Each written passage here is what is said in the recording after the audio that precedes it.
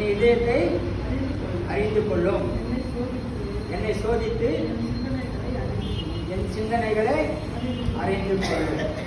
ஆண்டவர் பார்க்கும் பொழுது ஆராய்ந்து பார்த்துருக்கிறார். எத்தனை வருஷம் ஆராய்ந்து பார்த்துருக்கிறாரோ, நோவா காலத்தின் பிறகு 400 வருஷத்துக்கு அப்புறமா ஒரு மனுஷனை அவர் தெரிஞ்சுக்கிறார். இந்த 400 வருஷமா அவர் என்ன பண்ணிருக்கிறாரு, அத்தனை பேரையும் ஆராய்ந்து பார்த்திருக்கிறார்.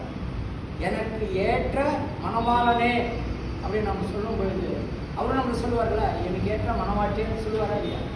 சொல்லுவார். காரணம், அந்த மாதிரி ஒரு 400 வருஷ காலம் ஆண்டவர் யார் கூடயும் பேசல. ஆராய்ந்து பார்த்துருக்கிறார். இத்தனை ஆராய்ந்து பார்த்துருப்பார் பாருங்க. அவங்க சிந்தனைங்க எப்படி இருக்குது. சிந்தனை நல்லா இருந்துச்சுன்னா